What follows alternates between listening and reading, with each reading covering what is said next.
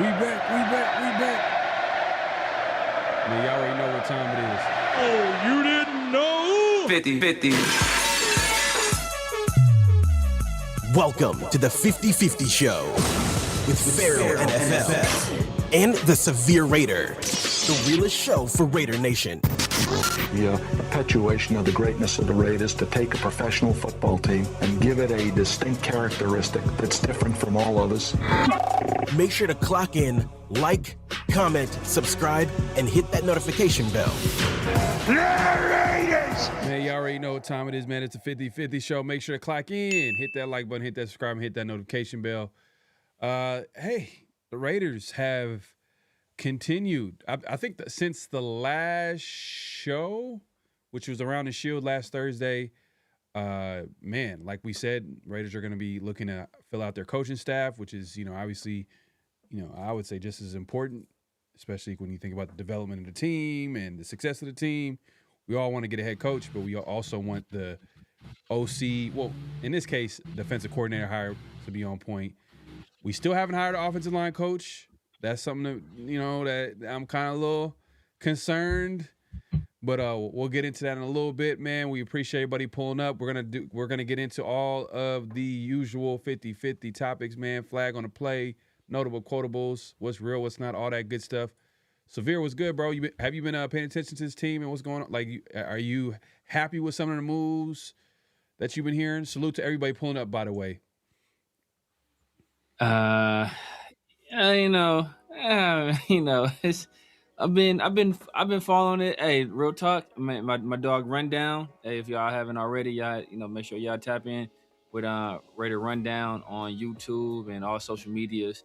He been the person to keep me up on game, bro. I'll be at work. I'll be dadding it up, with my son and with my daughter. So I'll be in like full work mode, full dad mode, or be doing work at home, man. So if I'm not doing the show, like I don't be having time to really be investing in everything. Rundown and keep me up on game, man. So shout out to my dog, man. Salute to Rundown. Shout out to my dog. Yep. He wrong about Kubiak and Mendoza, but hey, he keep me up on the news, though. He keep me up on the news. We're gonna have to get on. We're gonna have to get Rundown on here soon. Salute to everybody pulling up. Was good, Jack. My guy DK in the building. Salute. Appreciate you, King of Mods in the building, man, coming through. Seriously. No, it's all good, man. I know we've been we're adjusting the schedule. We're adjusting the schedule for real, man. But join us when you can. Obviously, watch the replay if you can't watch the show, man. It's all good. Was good. Franklin in the building, man. Appreciate you pulling up. We'll get into that, man. We'll get into that. He says, I think Flores was shit. He's trying to say whatever credibility he think he has. Yeah, we all know Florio is a favorite of Raider Nation for sure. Yay, Black Sales. Man, we gotta get him. We gotta get him on the show, man. Hopefully on Around the Shield or something like that. Come through and chop it up. I know he has his takes on the team. Sometimes we agree, sometimes we don't. So be good to have him on the show. For sure. Andrew in the building. Shohei Ohtani is in the 50-50 club. He is the only person in the 50-50 club. There you go. Future Hall of Famer for sure. For sure. I don't. You know what, man? F that, man. I'm be honest with you. Barry Bonds need to be in the Hall of Fame. I'm not gonna call nobody a future Hall of Famer. Sure. If Barry Bonds ain't in the Hall of Fame, I ain't calling nobody a future Hall of Famer. I'm not saying they don't deserve it. It's just, baseball politics is crazy. It's crazy. Salute to everybody pulling up. Raider First Down says salute Severe, man. Appreciate you pulling up. Andrew. Salute to you, brother. It's Jason Downs, man. He got a podcast too, man. So tap in with him. Head over there, support our guy Jason Downs. I saw my guy Chris in here earlier too. Shout out to my guy Chris. Yes, sir. Appreciate you coming through. We got everybody pulling up today, man. Was good. Hey, man, let's just get into it, man. So I know the Raiders have hired their offensive coordinator, the defensive coordinator, D-line coach, a couple of position coaches on the defensive side of the ball. Nothing that like really, like all of them is like, okay. Nothing like where I'm like, oh man, watch out for this guy. I'm still waiting for that offensive line coach, man. I'm still waiting for that offensive line coach because for me, it's been an issue the last few seasons. It's like we have to make sure that they, like, for me to feel good, like how I feel good about a team is when I see some type of improvement on something that was a weakness. Yeah. And if I still see it being a problem, then it makes me feel like whoever is in charge is incompetent. They don't know what they're doing. Yeah. So that's why, like, you know, I think we can all agree that, like, offensive line has to be corrected. We all know that everything on this team can't be addressed or get better. You know, not everything can get better in one offseason. We all know the Raiders got a whole lot of holes and a lot of different positions that need to be addressed at some point, whether it's this offseason, the next. We all know that, right? But the offensive line has to be a priority, and it starts with the coaching staff. And that offensive line coach is something I'm paying attention to. And I was hoping, you know, I was kind of warmed up to that idea of getting, I think Benton was the offensive line coach for Seattle, who's a guy that followed Kubiak everywhere he's been. I mean, at least, you know, from the Saints. He was with him with the Saints, and then he obviously followed him to Seattle. So I'm not sure if he chooses to come to Vegas, or I'm not sure if it would be considered a lateral move if he can come to the Raiders. The Raiders did steal a coach from the Giants, from John Harbaugh's coaching staff, but it was like a different position coach. Like I'm talking about Matt Robinson, who was hired as the secondary coach. Yeah. I think he held the linebacker coach position, and maybe the D-line coach. It's because he's kind of been jumping all over that side of the ball as far as position coaches go. He's kind of been going all over. Maybe he's trying to, like, you know, position himself for a defensive coordinator job. You know, you go from the D-line, you go to linebacker, every level, to secondary. Okay, what's the next move? Okay, I see what you're trying to do here. Playing chess, not checkers. So he went ahead and just took the opportunity to come to the Raiders, which some people are saying, like, oh, that's a good sign that Kubiak was able to steal a coach from John Harbaugh's coaching staff. But I mean, you know how people be trying to find silver linings wherever they can. Because I think he was on the staff. I don't know if he was actually had an official role with the Giants yet. He was on the staff previously with the Ravens. He was the offensive line, outside linebackers coach, and he assisted with D-line. I don't even know if that was officially in his title, but he was more outside linebacker. I think they ran a 3-4, so, you know, you kind of assist with the D-line, so we kind of melt that in there. And the Raiders have him listed exclusively as safeties coach. So could that role expand, or maybe they make him secondary coach overall? I don't know, because Joe Woods is still here. He's a passing game coordinator.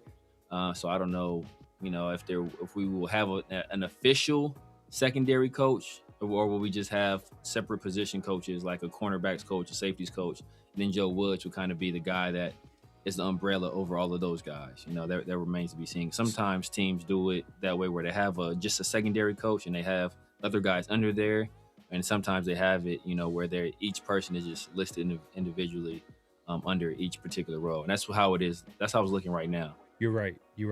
He's a safeties coach. I said he was secondary coach. So the way the Raiders have it set up is Joe Wood. Yeah, you're right.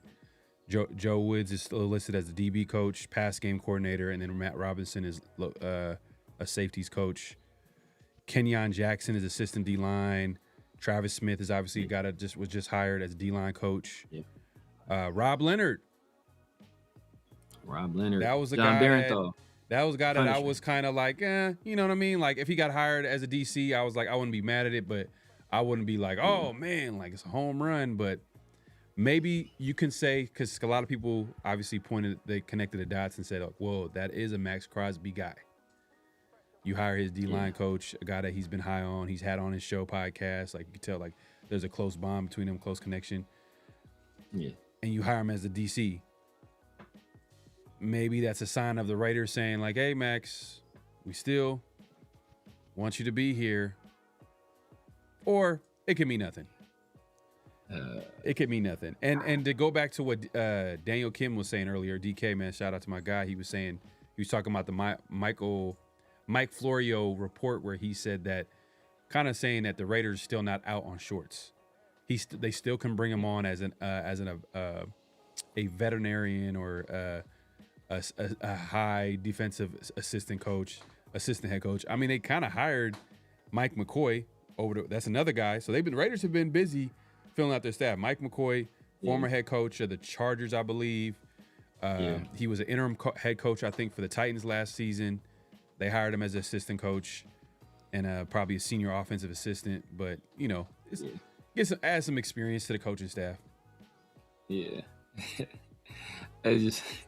I'll be laughing. I'm laughing at two things because first of all, I know you're trying to say veteran, but you were thinking of another word too. So you said veterinarian. I was like, you got. I was like, I'm gonna let my dog keep rocking. I ain't gonna stop him. He in that mode right now. He in the zone. I ain't gonna say that. But I'm just laughing. I'm just laughing, thinking that like it's funny, like how fans will. Based on like their personal preference, they'll like let other stuff slide. So like, because Clint Kubiak is a Bronco, right? Clint Kubiak is a Bronco. Mike McCoy is a Charger. Like, had this been somebody else doing this hiring or hiring people like this, they would have been cooking. They would have been sauteing. Like, we don't want no Chargers. We don't want no chokers over here. We don't want any donkeys over here. But because the fans wanted Clint Kubiak, he gets a pass. He's cool.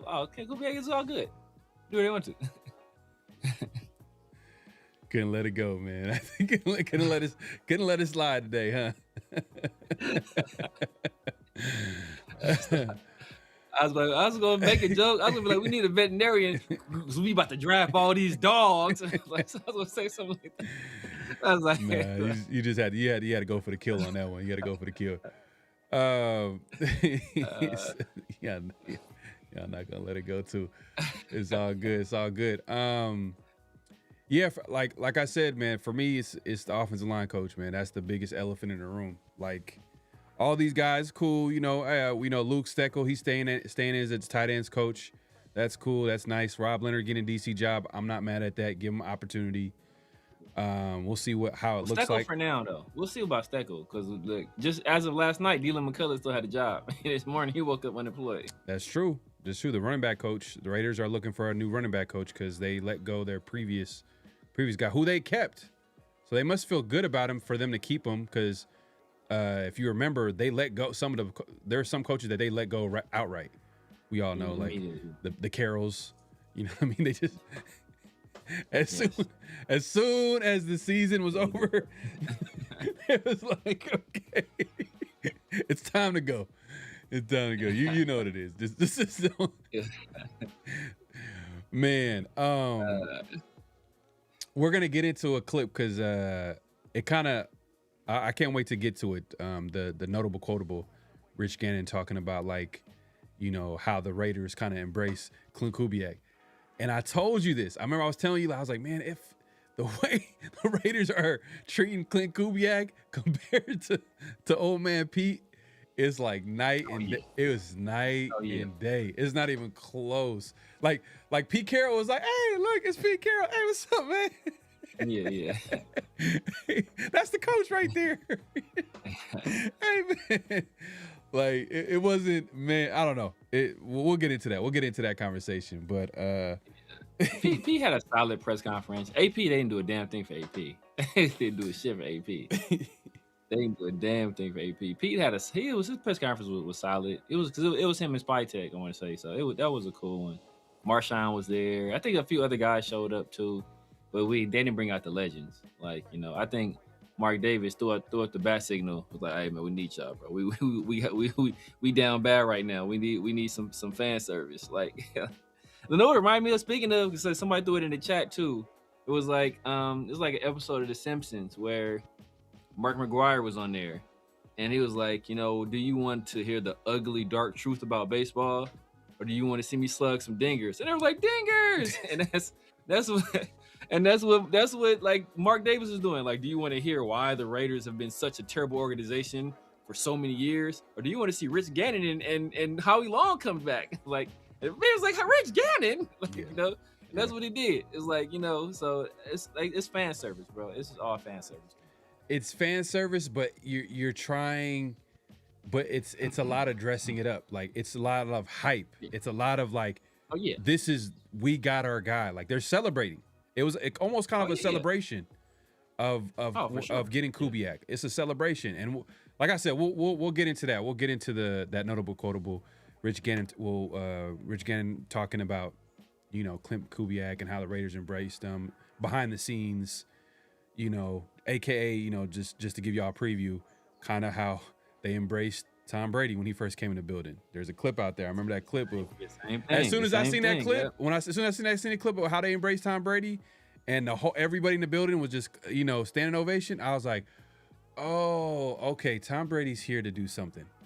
He's here something to do. Like, for all the people that was like, oh, that's what I thought was so funny, because people were like, oh, Tom Brady's he's just here to, you know, he's just you know, he's just gonna help bring in guys because of his name and da da da da.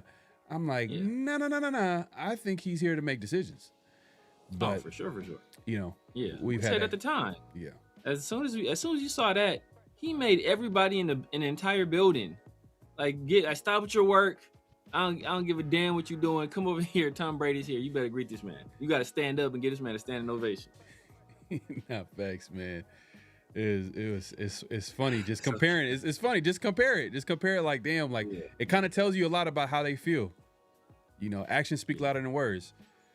So Rob Leonard, is he a guy that, like, would you say like is a guy that you take a risk on to bring in as a DC?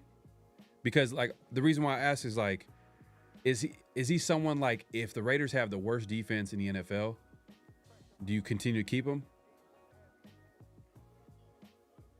Because there's going to be circumstances, because the Raiders probably they're going to be it's going to be a lot of patchwork again on that defense.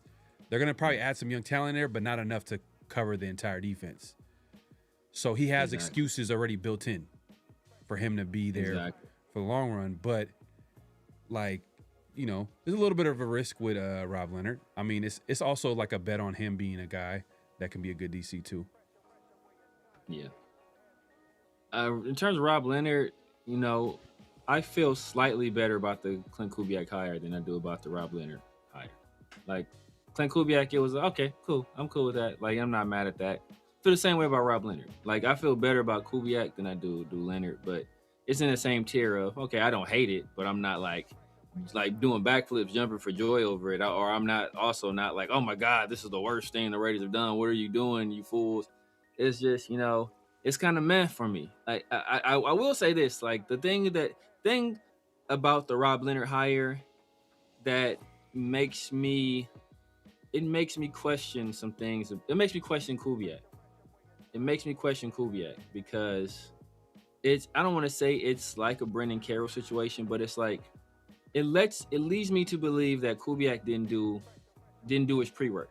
Like, you know, like when you have a course, you're taking a course, or you're taking a class, or you going to get licensed in something. Sometimes you got to do your pre-work before you get there to kind of establish a baseline. So when you get there, okay, you kind of know what you need to do or what you need to work on, or instructor knows, okay, like when I got my CPR license, I had to do like pre-work before I even get to the class, and I had to show them I did my pre-work before they would even accept me in the class. And it's like the Raiders, they didn't expect Kubiak to do any pre-work. Like, his plan could not have been like, yeah, and when Robbie Leonard's going to be my defensive coordinator. Like, bitch, how? Like, he works for us. Like, so, like, was that going to be your plan if you got a job somewhere else? Like, you know, that couldn't have been your plan, right?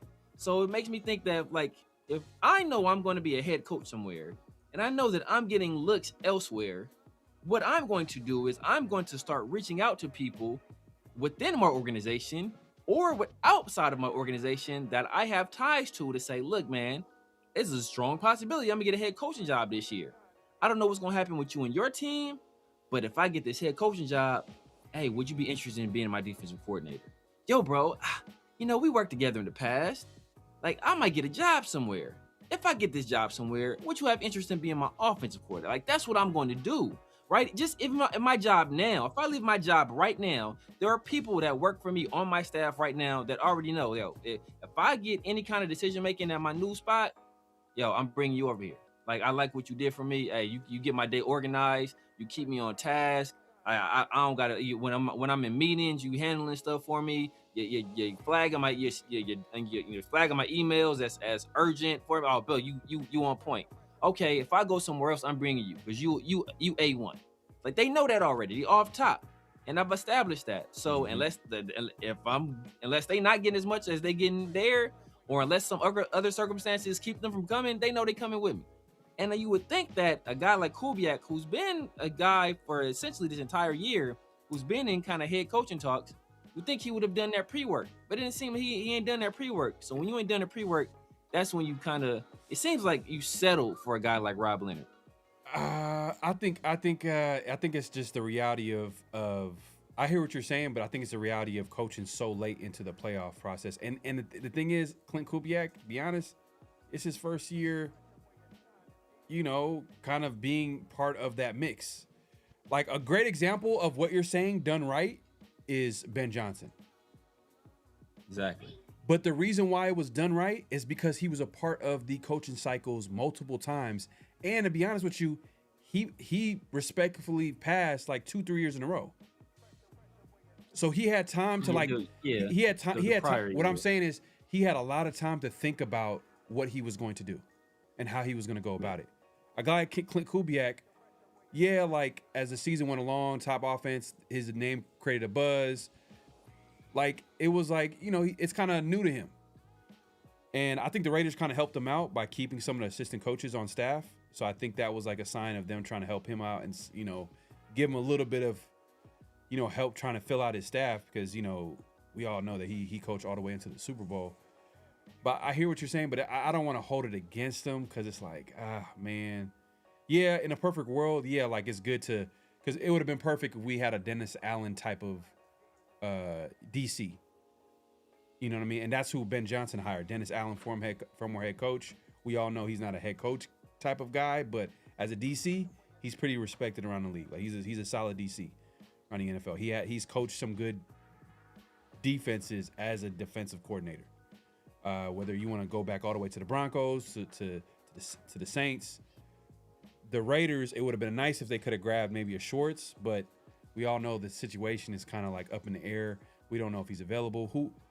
Outside of him, I'm trying to think who would have been a connection to Clint Kubiak outside of. I don't know if did it have to be a connection because or not even a connection. Who would have been available? I'm trying to think who would have been available in DC. Jonathan Gannon, former Arizona head coach.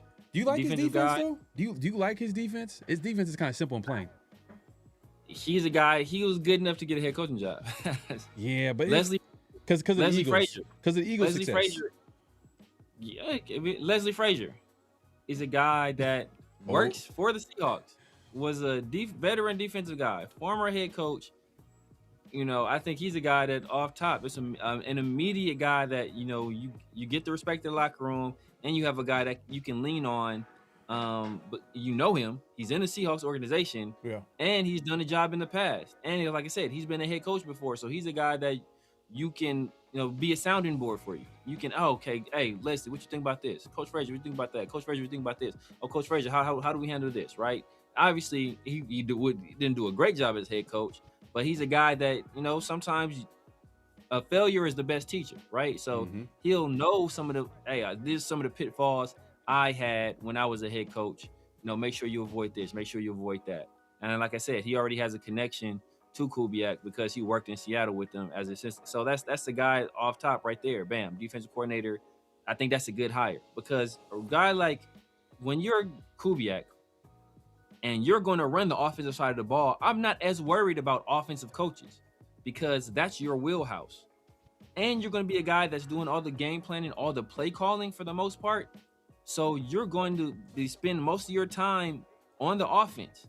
So the guy that's defensive coordinator, he's going to be basically running the show damn near independently, right? So he has to be a guy that knows what he's doing, or he has to be able to lock that side of the ball down. And I'm not saying that Robbie Leonard can't do it, I'm just saying he's never had to do it. Mhm. So just to throw him that responsibility and just have full autonomy right now and be working damn near independently without much oversight from the head coach, that could create issues. One thing I will say is that, Joe Woods is a guy that has connections to Kubiak, the Kubiak family and the Clint specifically. They work together. So, maybe there was some, he knew he had some expertise on Robert Leonard, and he kind of knew, okay, bam, this is a guy you can trust in the defensive coordinator role.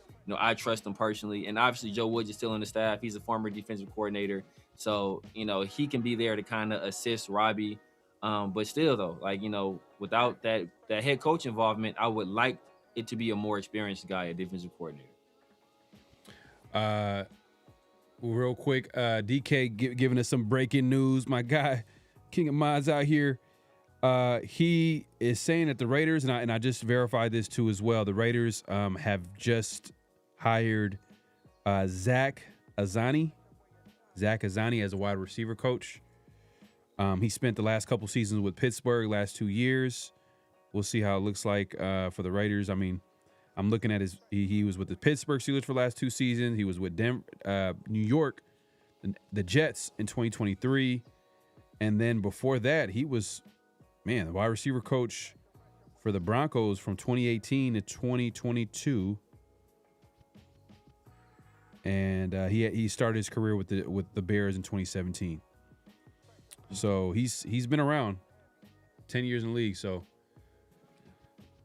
Raiders, man, I'm telling you, they're on it right now. Let's see. Pretty sure he wanted Benton too. Yeah, I'm hoping they get Ben. Black Sale says, I don't know. Andrew Janoko and Dennison is the two main guys he wanted, and he brought them over. I mean, how so? Did Clint tell you that? Is this thing if you got a direct line to Clint, brother, let me know, because I don't know who are the main guys he wanted. Because he interviewed other people as well, so I don't know if those are the main guys he wanted. And obviously, Janoko's have been a guy that he was kind of basically penciled in as his offensive coordinator. So he's followed him everywhere he's been, and anytime he was an offensive coordinator, Janoko was usually the QB coach. So that was a guy that was almost a foregone conclusion that Janoko was going to come. So, did that take much work? I don't know. And Dennison is a guy that has a relationship with the Kubiak family. He was offensive coordinator under Gary when they won the Super Bowl, I believe. So, there was a close connection there. So that was almost a foregone conclusion. But like I said, I'm not worried about the offensive side of the ball. Offensive coaches, I don't want to say you just ignore them, because you still want a competent, good staff in place. But I'm not as worried about that side of the ball, because Clint is going to be paying a lot of attention to that side of the football. It's not necessarily going to be the same on the defense side of the ball. So that's why I'm much more outside of offensive line coach and run game coordinator. I'm much more concerned about what's going on defense. Yeah, no, I understand. Space V says Steelers wide receivers are fire. Yeah, way back when, not as recently. Now the more I look at Zach Azzanni, he was with the he was with the Broncos for 4 years, and I think that Spytek being with the Broncos might have coincided him being there. So I think Spytek is also helping. He was there when Clint was there too. He was there with Clint. Was there? Okay. Yeah. All right. So Clint got there the year after they won the Super Bowl. So I think that was 2018. 2018. Okay. Yeah, and that's when he started his career. No, he started career in 2017, but he was with the Broncos starting in 2018. Okay, so there's a connection there with Clint. Because I was gonna say maybe Spytek is kind of helping him out, with helping him out filling out the staff. So that might be a possibility, especially for a first-time coach. Black Sales says, I don't think going from a position coach to coordinator is some huge leap, especially when we have seen position coaches become head coaches. It is. When's the last time? When's the last time we saw a defense? position coach? When's the last time we saw a position coach go straight to head coach? Last time, secondary coach become a head coach. Linebacker coach. Yeah. I've seen linebacker coaches do it. And without the interim job in between. That you talk maybe the Patriots when they hired after Bill Belichick. Oh yeah, Gerard Mayo. Yeah, because he was linebacker coach. I think Gerard Mayo. Brian Flores. Gerard Mayo. Brian Flores. I think it was what happened? Brian Flores. Brian Flores. He was a DC there, wasn't he? Brian Flores wasn't he a linebacker coach before he was head coach? He was DC there. I think Brian Flores was a linebacker coach before he became head coach for the Dolphins. I thought it was DC with the. He was linebacker coach with the Patriots at one point, but I thought it was DC before that. Brian Flores. Let's take a look and see. So I thought he took over from Matt Patricia when Patricia left. I could be wrong on that. Yep. So 2018, he was linebacker coach for the Patriots, and a linebackers coach the year prior, and he's basically position coach. Oh, he was a scout. Wow. Yeah, that's what he started off. He started off as a scout. Damn. That's why Brian Flores is kind of. He worked his way up from the bottom, bro. He worked his way up from the bottom. Damn, that's clean. Yeah, I think so. Gerard Mayo. So I think so. The last person that was successful doing it, I guess you could say Brian Flores, because obviously Gerard Mayo failed. Last person I could think of that was successful doing it is maybe Zach Taylor. I don't think he was ever offensive coordinator. So Zach Taylor, and then that's kind of a mixed bag there. Yeah. And then last person before that I could think of that was successful doing it was Andy Reid. Yeah. Damn. So, he started off as a scout. Damn, Brian Flores, I ain't gonna lie, man. You think he gets a head coaching job in the future? Because the way his reputation is kind of hit, it's taking he's suing the league. So the league there's that part of it that's like people think about it as like, oh man, how is he gonna get an opportunity with him suing the league? And then like now you got like Fitzpatrick, like he saying that hey, I like Brian Flores, but damn, it's gonna be a hard time him finding coaches because the way he's to do them. It's going to be hard for him to find a head coach job. And like I said, bro, he was my number 2 guy. But it's going to be hard for him to get a job just because, first of all, he's a brother. Like, it wasn't a single brother hired this cycle. Second of all, he's a defensive guy. I think it was 2 well, depending on how you feel about John Harbaugh, he was special teams. But I think only, was it two defensive guys hired this cycle? And Mentor and Hafley, was that the only 2 defensive guys that were hired? Oh, it's Salah. So 3. I'm trying to think, was there any more defensive guys? Let me know if there's more defensive guys. So first of all, like usually there's out of 11 openings, there's 3 defensive guys that were hired. So you already got the odds against you there. And then the fact that he's kind of suing the league. So yeah, that's probably a mark against him as well. But his background, so it's gonna be tough for him to get a job, man. His background is clean. It's clean, man. It's like in terms of what he's done, bro. And it makes sense because he was a scout, right? So he was a scout to begin his career, and the fact that he called out Herbert over Tua, and him being right about it too. Like you don't know what you're talking about. Like, yeah, I worked as a scout for one of the most successful organizations in the NFL. You don't know what you're talking about. You know what's so good about that too, because he helps out the GM a lot to identify the type of players that he wants on his defense. Exactly. You know what I mean? Because obviously the GM they're gonna work closely with the coaching staff to get the players that fit in their system. Yeah. So that's why Raiders, they need some stability because we need to keep the same system in place so then we can grow and develop the talent within that same system. But damn, I didn't know he started off as a scout. That's crazy. But yeah, he was a linebacker coach in 2018. He became head coach in 2019 with the Dolphins. Okay. A lot of linebacker. I feel like the linebacker coach, if it was a position coach that becomes a head coach, linebacker coach I think is like a popular one. It's been a few. Yeah, those have been the most recent ones. Like AP was interim in between, but he was a linebackers coach and he was head coach. But he's never had any type of head coach experience. None of that. Like, but nothing. Nothing. Enough. But yeah, but like I said, like I do think there is a big leap. But you know what he had though? You know what AP had though? I'm not gonna lie, man. This was clean. Oh. That was clean. He had the cleanest one, bro.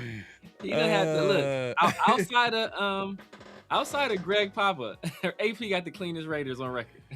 Oh man, And what you call it too? My boy, with damn, what's the dude that used to do all the games up north? His was clean too.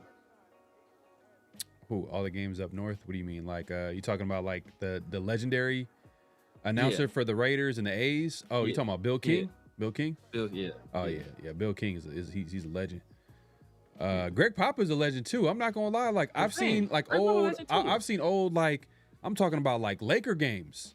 Like Laker games back at, like he does basketball. He's done, obviously we all know him from he did probably did basketball for y'all. Nah. I think he did a Laker. I think it might have been like it was just a random highlight. I'm like, hold up, is that Greg Papa in the background talking? Yeah. And it was like a Laker and Jazz game. It was like late 90s, maybe early 2000s. It had to be just up north then, because the only person that did the Lakers game in the late 90s, it was Chick Hearn. Chick Hearn, bro. It was nobody touching. No, but it was. I think it was a TV. Now I'm not talking about radio. Was Chick Hearn did TV and radio. Oh man, Chick Hearn was like one of the first people that did TV and radio. Yeah. I just think that what I'm saying is that he's been around for a while. You know, Papa's been doing a lot. Greg Papa's a G. He's good, man. He's good at what he does. Yeah. You know, Florida, he got on Mark Davis' bad side, bro. Mark Davis had to get your ass up out of here, bro. Damn. See, the 49ers stopped him up quick. You said what? Yeah, they did. No, they did. And he's done a lot of baseball games too, especially out here in the Bay. See, like it says McCoy and Dennison, they have 50 years experience between them. I'm just playing devil's advocate. Oh no, for sure. That's what I was saying. Like those guys been on staff, and Joe Woods. Joe Woods has that's 70 years if you combine the three of those guys. So that's why I said those guys being on staff, that helps. But guess what? We were in a very similar situation with the very inexperienced staff before, when we had a young head coach in Antonio Pierce and a young defensive coordinator, and fairly young, and we kept Patrick Graham, and then a young OC and Luke Getsy. But hey, we got Rob Ryan over here. we got Tom Coughlin over here. Mm-hmm. We got Joe Philbin over here. So it's like, all right, we got these people, but like, bro, it's that. What are you doing for us? What are you really doing?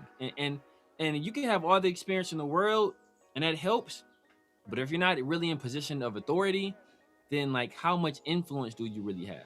I'm sure people respect you. And if you worked at a job, right? There's some people there'll be some people you work with that, hey, this guy Tom been with the company. Oh, he been with the company 30 years. He didn't seen it, from the ground up. But if Tom tell you something, you're gonna listen to it. But does it have the same weight as if your superiors come into town? You got some executives that come over here, but oh man, I think we need to do this, we need to do that. Okay, that's gonna hold a little different weight than what Tom say. I was like, Tom is cool. You listen to him. Or Tom told me to do it this way. Or Tom said, when I organize the meeting, I should do this way. Or I should start with the earnings, and then I should do it. No, I should do the comp loss later. Okay, cool. Okay, well I do it that way. Mm-hmm. But it's not gonna hold the same weight as if somebody else tells you, or if somebody with authority tells you. Yeah, man. We appreciate everybody coming through. Make sure to click in, hit that like button, hit that subscribe, hit that notification bell. So let's get into some of the stuff around the NFL, man. Tyreek Hill was just released, or is expected to get cut. That's going to be interesting. I know everybody's going to be probably connected dots like, oh, he's going back to the Chiefs. But at the same time, it might not be the same Tyreek Hill that we all know and love, as far as from an explosiveness standpoint. He did have a serious knee injury. I don't know is he even be back? Is he even gonna have an off season to train? I know a guy like Tyreek, he loves to run. You always see him competing and running, so he's probably not gonna be doing that this off season. It's all about recovery for him. So how do you feel about that? You think that he's a possible option for the Raiders, maybe? The Chiefs? Do you think we can obviously connect him to the Chiefs, but how about the Raiders? Because we do need a number one guy on the outside, technically speaking. Yeah. I wouldn't do. If I was the Raiders, I wouldn't do it. And like you said, there's so many variables with Tyreek Hill. His return from health, his volatility, on the field and off the field. Like putting Tyreek Hill in the Las Vegas area. I mean, he played in Miami, and he got in minimal trouble. He wasn't like in trouble all the time. I think he had like some speed and stuff going on, so nothing too crazy. But so Vegas, if you can handle Miami, you should be able to handle Vegas. But I don't know, especially if we're planning on drafting a guy like Fernando Mendoza. I don't know if Tyreek Hill is a guy you want to put. The same thing I said about AJ Brown. Same thing I said about George Pickens. Like Tyreek Hill, he's the type of dude that if he's not getting the ball, he'll bark at you. And I don't think we have a strong enough personality at head coach with Clint Kubiak, and I don't think Mendoza is a strong enough personality as a quarterback to really deal with that kind of ego or that kind of volatility from a player in terms of their personality. The Chiefs will make the most sense. The Bills will make a lot of sense too. Mm-hmm. They need a guy like that with Josh Allen, the deep threat. Those are two destinations, but I can see a return to the Chiefs because him and like you hear how he talks about Eric Bieniemy and how Eric Bieniemy essentially helped him become the player that he is, and if it wasn't for Eric Bieniemy being so tough on them all the time and staying on them and holding them accountable, unlike the Raiders who had a coach that stayed on them and held them accountable, and they got him fired. Like Tyreek Hill actually took to the coaching and became one of the best receivers in the league. Yeah. So I can see now that Eric Bieniemy is back being OC with the Chiefs. I can see a possibility of Eric Bieniemy reaching out to him like, look, man, we want to bring you back home. It was magic when you were here. Let's recreate that. So, I can definitely see that. How he returns from the injury, that remains to be seen. Yeah, we'll see. I mean, for me, I'm not sure if it's like a great fit for the Raiders. I mean, obviously we need like a guy that can command, be a threat on the outside. I'm not sure if we have guys right now. We got some guys that could potentially be guys that you may be in a slot, guys that, we would love as a fourth option, like, or a third option. But do we have starting caliber receivers on the outside? I'm not sure we have. We do have Brock Bowers. He's the, I guess. Jack Bash, man? Jack Bash, I like him as a third, man. I like him as a third guy. Maybe he has a great offseason and get to that number 2, but that's like, at best, that's where I can see him at. But if we're going after a veteran option, a more experienced option, you get him on a 1-year deal. I know free agency is in a few weeks. Mike Evans with, Fernando Mendoza. You give him a veteran jump ball. Guy can go get it. Guy can jump and go get it with the best of them. Be a perfect guy to get on a 1-year deal, but he's going to have options. Meaning that he's probably going to want to go to a team that's ready to win now. So I don't think that's going to be a great fit for him. But let's say, the Raiders are, let's say teams don't come calling like that like he expected them to come, or the Raiders give him like a solid 1-year deal. Give him like a 1 year, 10 million, 7 to 10 mil. Mm-hmm. If he chases ring, if he's going to chase a ring, then he's probably going to go somewhere else. But maybe the Raiders can get him on board. I think Mike Evans at best 3 to 5 games. Yeah, he's kind of become injury prone. No, I ain't gonna blame that's the issue with Mike Evans. I think everything about Mike Evans' game and his personality, his temperament, I think that would be great for us because he's like a low key guy. He's not a diva. I think he'll work well with Kubiak. I think he'll work well with Mendoza, just personality wise. He doesn't have a big ego, but like you said, like you got to think of like why would he come here? It's only you go to a team, it's for 2 reasons or 3 reasons. Either you want to play close to home. I just looked it up right now. He's from Texas, so it's not really close to home. You want a bag, one final bag. Could the Raiders do that? Yeah. Would it make sense for them to do that? Not really. Or you want to win, or the Raiders in position to win. Hell no to the no. So. Nah, for real, man. Hell no to the no. Hell to the no. Yeah, I just like him too because for not just because also like I'm thinking like, oh, it would be nice to have him on the team, but it would be good for that locker room. It would be good for that wide receiver room. You got you got a Dante Thornton who, not gonna lie, it wasn't a good rookie season. Let's just leave it at that. Like it wasn't good rookie season at all. It was so bad that it makes you question like his potential. Like what can he potentially be? Like because he has a lot to work on. Hopefully he has a great offseason and he could get better at some of the things that he kind of struggled with in his first year. But it seems like it's going to be a process with Dante Thornton. But it would be great to have a Mike Evans, a big receiver like himself, but completely different games. Dante Thornton, I just see him as a deep threat. I do not. Yeah. I can't even envision him being a guy that can go up and go get it. People, because people will be quick to say like, "Oh man, he's 6'5". What do you mean? Like he can go?" No, you got to just watch him play. He does not play like he's 6'5" at all. At all. Or 6'4", 6'5". He did not play. He got the speed though. He has the speed, so maybe he could get better at start capitalizing on that. But I don't know. Maybe a Jack Besh, obviously drafted in the second round, a young guy. So having a guy like a veteran presence like that, Jack Besh was vocal about talking about Jacoby Myers and how he's helped them, or he did help him while he was with the team. So adding a former All-Pro, future Hall of Famer to the room, I wouldn't be mad at that. And especially a big receiver for Mendoza. I think Mendoza likes big receivers.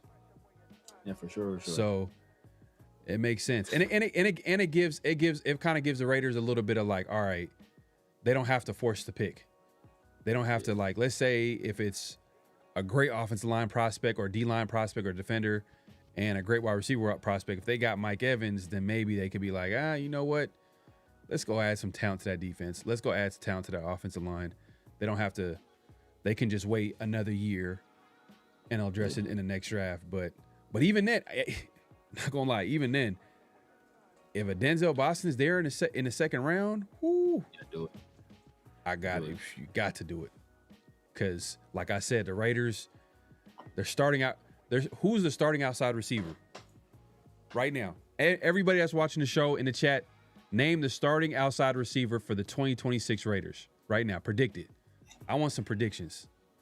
Right now, like just if we don't draft anybody or don't sign nobody. So, for example, just to help y'all out, is it going to be a rookie and whoever's on the team on the outside, or is it going to be a veteran free agent and whoever is already on the team, or is it going to be a rookie and a veteran free agent? Who are the starting outside receivers next year for the Raiders? Because right now, I don't know.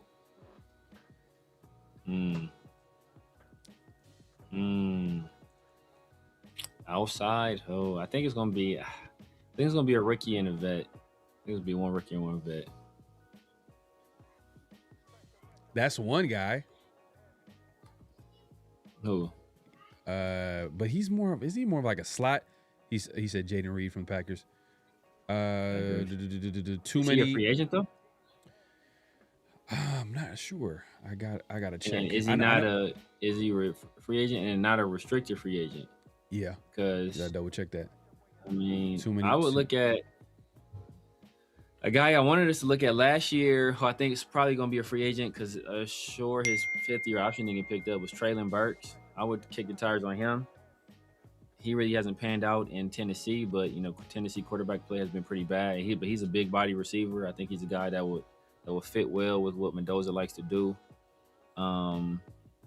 Romeo Dobbs, but I'm pretty sure I don't know if the Packers plan on franchising or what they're gonna do with him, but he's a guy that I think they would like. But he's a guy that's like a strong hands catcher, physical back shoulder type guy. So I don't know. There's some options out there, but it's not a lot of like premier options. Okay. Space B says Shaheed and Brazil. Brazil. That's all speed and no route running. Brazil's all right route runner. He's not bad, but he's not. He's never. Well, I'll say this: he's better. He's better than Thornton. Oh, but like, come on. He's better. He's better than Thornton, and he's better at attacking the ball in the air than Thornton too. Yeah, Like that too. he's shown it. He's shown it Yeah. like with ease, like it's natural to him compared to Thornton. Shaheed is like I guess a lot of people like Raider Nation is like that's like an obvious connection because the Kubiak connection because he was with him with the Saints. They traded for him during the season with the Seahawks. But Shaheed is not a starting. I don't know. He's not a starting outside receiver though. People be like, oh, like what? Like I'll be like, oh, Clint Kubiak didn't do a good job with the Saints. He's like, what do you expect? They didn't have any wide receivers. There's only Chris Olave and Rashid Shaheed. And we get over here, like, who should be our outside receiver? Rashid Shaheed. Like, come on, dog. Like, y'all just told me he wasn't good enough, and now y'all telling me he should be the guy. Yeah. Look, I think I had. Let's see. Let's look at some of the top. So ESPN I think has a top 50 here just to make it simple. Some of the top guys that's available. Alec Pierce is a guy that the Raiders that some Raider fans want to target, but he's not number one. He's not a number one, but he's a starting outside receiver. He's not outside receiver. He's an upgrade over everything we have. Yeah, a significant upgrade over. And he's like 25, like you know what I mean? Like so he kind of like 25, 26 years old. So he fits in that like youth movement. If they were to give him a 3-year deal or something like that, give him the bag. But I think he might stay with Indy. It seems like he would stay with Indy. I don't think Indy like lets him leave the door, but I don't see why they would. But the Titans could be. I know there's a few teams that would probably want to. He's gonna have options, is what I'm gonna say. Yeah, especially because did the Eagles did they hire Jim Bob or not? Did he stay with Indy? All I know is they interviewed. I don't think they hired him. I don't think they hired him. I know Steichen gave him permission to interview, and because it was a opportunity for him to potentially call plays, but I don't remember what happened. I don't know if the Eagles ever did hire somebody. Yeah. I see somebody say Juwan Jennings. Juwan Jennings is a watered down version of Jacoby Myers, who's also injury prone. Oh man, I'd be like I know 49er fans that don't look at him as like anything special. They just look at him. I like Juwan, and guess what? but peep this though. Peep this. I think that he might have been before the other guy got there. But guess what school Juwan Jennings went to? You said what school? Yeah. Well, guess what college you went to? He went to Indiana or something? Tennessee. Oh, he went to Tennessee. Oh well, yeah, I mean, he hasn't. I think it was before. He hasn't had a bad career. Before Heupel though. Yeah, I think it was before Josh Heupel got there. Oh, okay. He hasn't had a bad career. Like he's not a bad player, but I don't think he's anything more than a number 3. I think he's a solid number 2. Like I said, he's like a watered down Jacoby. He's a Jacoby Myers, but more injury prone and just not as good. I would be disgusted if Juwan Jennings is the Raiders starting outside receiver. Hell, that's nasty. That's nasty. Bring in Seth Roberts and Michael Rivera, and we set. Bro, both of those guys right now would be better than anybody. Well, Mike Rivera was a tight end, but Seth Roberts would be better than any receiver. Thank you. Kilcav Jennings is a 3 or 4 at best. Yeah, we got plenty of those on the team right now. I think he'd be a 2. I think he could be a 2. Bro, he's just on. He's you know what he is. He's on the Shanahan offense. We all know. I know Clint Kubiak runs a version of that, but he's in that type of offense where he's open. I don't think I've ever seen him just, line up like this and just, beat the man in front of him. Like, I don't know if he's one of those guys. That's what I'm looking at. Like, that's what the Raiders need. They need guys that could win one-on-one. Yeah. Well, we don't got a single player on our team that can do that outside of Brock. You don't think Hell nah. Alligator arms? Trey Tucker. No, I already know you would say hell no, but not Trey Tucker gets schemed open like a motherfucker. Like, he ain't getting open one-on-one by himself, bro. Well, maybe with a speed, but even then, like, yeah. Okay. All you gotta do is give Trey Tucker a little cushion, and it's a wrap. And then even if Trey Tucker get open, you just gotta hope he catch the ball. Yeah. I'm looking at some of the receivers that's available. Like, there's not a lot. I mean, Mike Evans was the next best guy. Like, so Obviously, Alec Pierce is the number one wide receiver option in free agency just because of his age and where his, their project, like guys like that are 25 and they're like on the upswing. They're going to be the number one guys in free agency.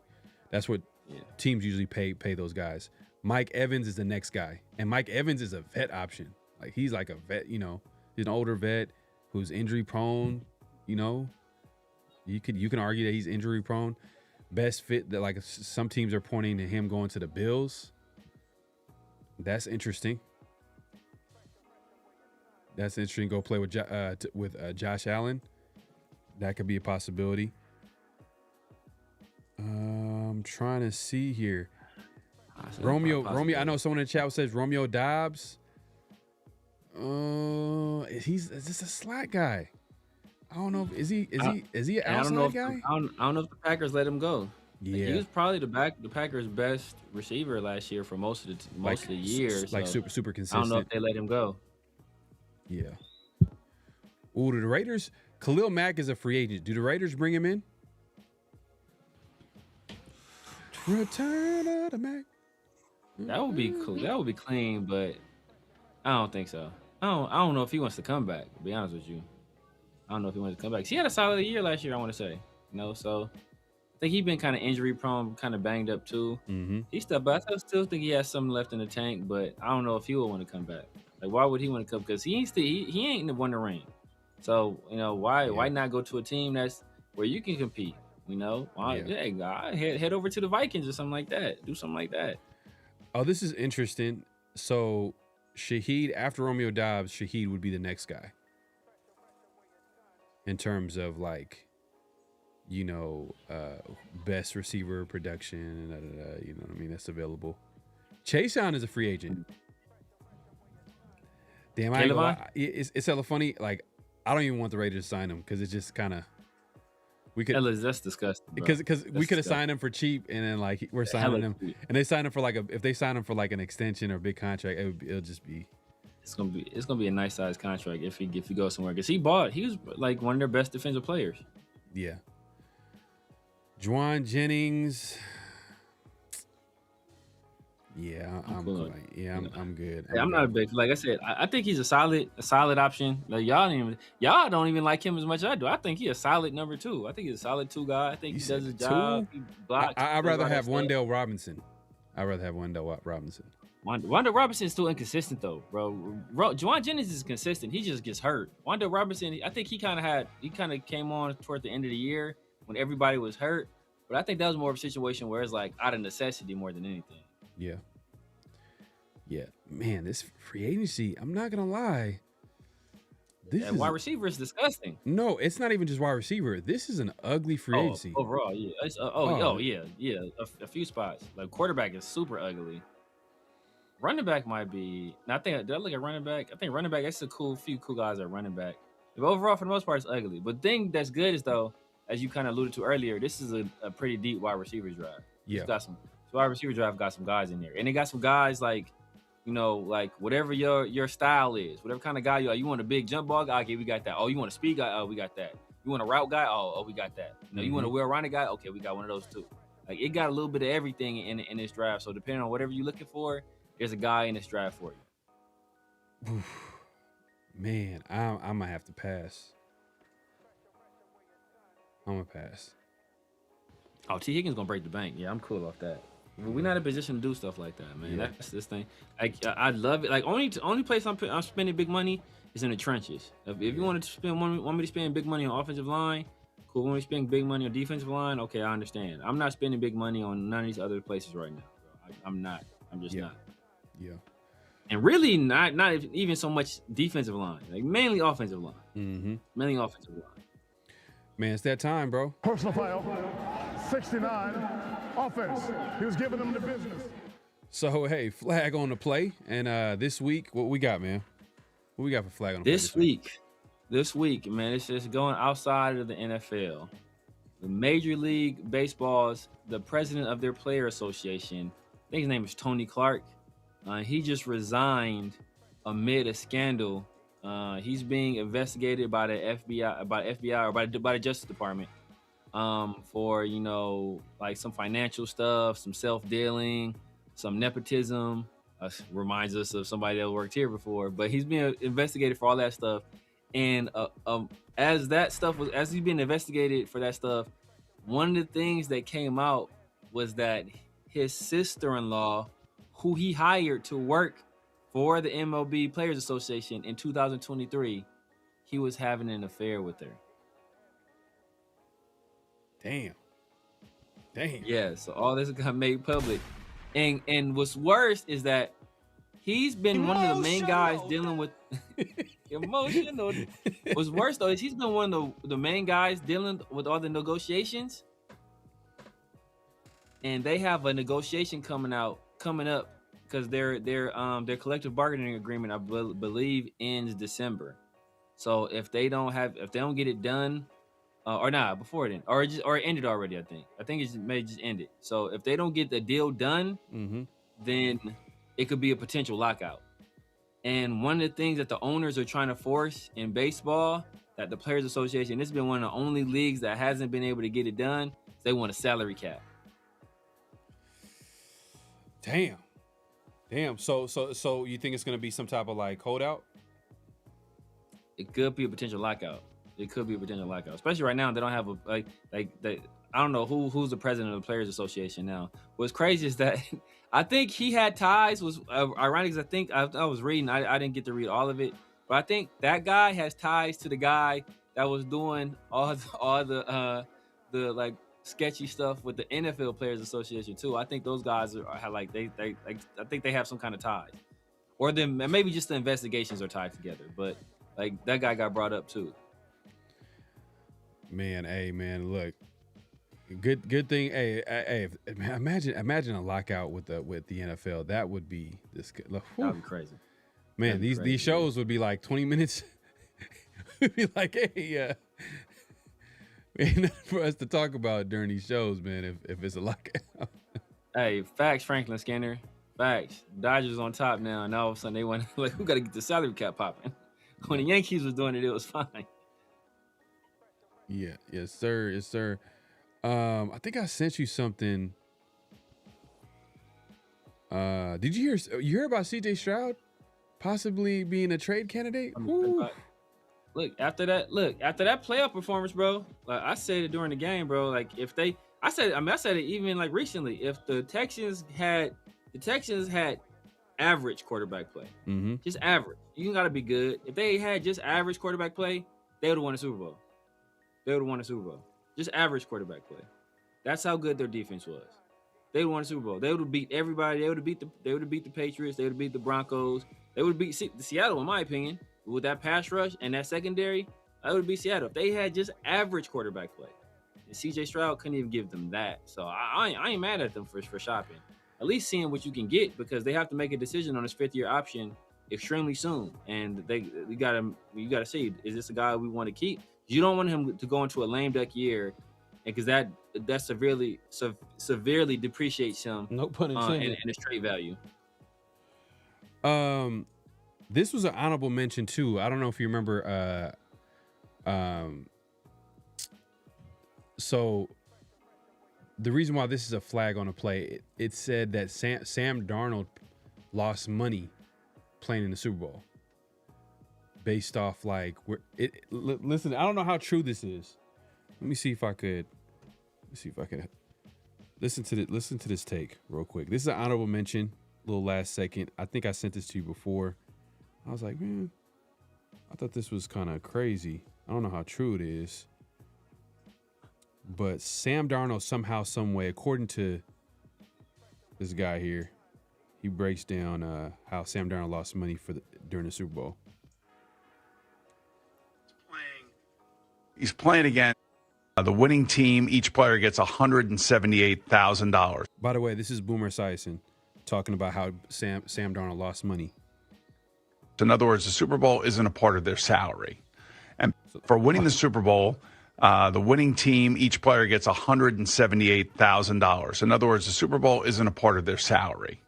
And because the game was played in California, and California has a jock tax, and they look at duty days So each team spends 7 days in the state of California. So those are 7 duty days, and they pierce your regular salary at 3.5%. So he has to pay when you take in account he got the $178,000 plus his overall salary. He has to pay the state of California for spending 7 days there $249,000. That's just so stupid. I mean, Yeah, it but really is. it ends up costing him $71,000 to go play in California. Now, if I'm the NFLPA, now you got to remember, it's probably even more than that because since he's in Seattle, he's playing against San Francisco 49ers. So that's another day he's there. And he's playing against the LA Rams. That's another day he's there. So he's probably had like 9 or 10 duty days, or maybe even more than that in the state of California. So if I'm the NFLPA, I'm like, hey, we're not playing. So I don't think anybody. This is why it's an honorable mention. I don't think anybody cares that millionaires are losing money like that. But that is crazy to think about. Like, damn, like he's playing his game and he's losing money. Man, I will say this, and I mean this from the bottom of my heart. Boomer Science doesn't know what the fuck he's talking about. He doesn't know what the fuck he's talking about. Sam Darnold made $1.5 million for making it to the Super Bowl. That was an incentive in his contract. He made another $2.5 million for winning the Super Bowl. Like, there's a big article about how much money he made off of incentives. Based off his contract. His contract. Yeah. Yeah. Oh, okay. So he made tremendous amounts of money. Tremendous amounts of money playing in the Super Bowl. Like, Boomer Science, he's a fucking idiot. It's some, as I said, bro, I ain't even getting into politics stuff, but he's just it's fucking talking points from people. It's like, oh, these taxes, they're just this tax and spend. Like, shut the fuck up, bro. He's talking to Jazz. He's talking to his ass. He's talking to Jazz, bro. He's talking to Jazz. Doesn't know what the fuck. Or he's trying to push a narrative, is what you're trying to say, really. It's a little bit of both. A little bit of both. But anyways, man, hey, man, we appreciate everybody coming through. Make sure to clock in. Hit that like button, hit that subscribe button, hit that notification bell. We are going live on both our channels. So if it's your first time joining us, you watching the show, definitely subscribe to both channels, PharoahNFL, obviously The Severe Raider. Do that, as well as if you guys watching the replay, leave comments, all that good stuff. We read the comments and all that good stuff. So we appreciate everybody watching. And hit the like button, man, and hit that notification bell so be notified when we do these live shows, man. We don't do a lot of them, but hey, we do enough of them. So you got to make sure to tune in. That being said, let's move it along to do we have another flag on the play? That was an honorable mention. No, I think that was I just do that. That was an honorable mention, man. You know, you Playing any more Super Bowls? Yeah. So we got some notable quotables. What's the first notable quotable that we got today? First notable quotable. You kind of previewed it earlier when we were talking about Clint Kubiak and his press conference and his introduction to the team and the pomp and circumstance. You know, that was put on by the Raiders front office and the Raiders brass. And one of the people that were there, you know, because the Raiders brought out several legends, I guess, legends. Like, I guess you could say this guy's a Raider legend. Was Rich Gannon, and Rich Gannon talked a little bit about, just being a part of that whole experience. All right, let's see this. Mark Davis had every Raider employee inside the facility out, and there's 3 levels of the facility, and it's all this big open atrium. And on the 3rd floor, the whole 3rd floor was filled. The whole 2nd floor was filled. The whole lower level was filled. Every Raider employee, when Clint Kubiak and his wife and 4 kids walked in that door, clapped for him and were waiting to receive him, along with Marcus Allen and Mike Haynes and Howie Long and Jim Plunkett and Charles Woodson and myself and a lot of other former players, including Kirk Morrison, Bruce, who was there, asked a great question at the press conference. Proud of our guy from SiriusXM NFL Radio, former Raider great. And current Raider players. It was just a great day to be a Raider, great day to celebrate the history of this organization, but also to be realistic about the work that's in front of us. And that's what Clint Kubiak talked about. He goes, we're all about the work. We're all about getting this thing straightened out. And there's no secret to the success of great teams. You've got to put in the work, and it starts today. bro. I said this last week. I said it last week, man. I said the Raiders, the way they're treating this Clint Kubiak hire, they're treating it as like they got their guy. They won. They won the lottery. Like they did everything that would tell you that they got their guy. Like they had former NFL players on there. I've never seen former Raider players at a press conference like that up front on Front Street, right next to the head coach and GM. Never seen that. They might have been in the, in the past. They might have been in the press conference. That's possible, but not part of the ceremony. Not part of the ceremony. No, I've never even seen that. I've never seen that in the NFL. I've never seen that. So the way the Raiders, I don't watch other teams' press conferences, so I wouldn't. it's mostly the GM and the head coach, and maybe the owner, That's typically what I see. I don't really see anything outside of that. Now, can there be an example of it? Possibly, but what I'm trying to say is that you rarely see it. But anyways, the Raiders went about it that way. That was just me watching the presser from afar. Now to know that like he had the Tom Brady 2-minute applause. You guys remember last year or the year before when Tom Brady was announced as a minority owner of the Raiders?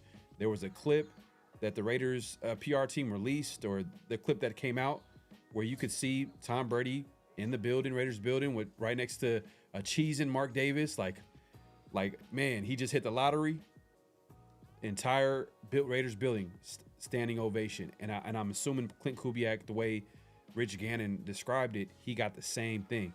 So I hope he's going to be here for the next, I don't know. He's going to be the next great Raider coach. But it's night and day difference to how they treated the last two hires. What are you talking about? You didn't see Ken Herrock at PK? I'm just saying, because I know you were like, well, the way they treated like the not Mike McDaniel, but Josh McDaniels.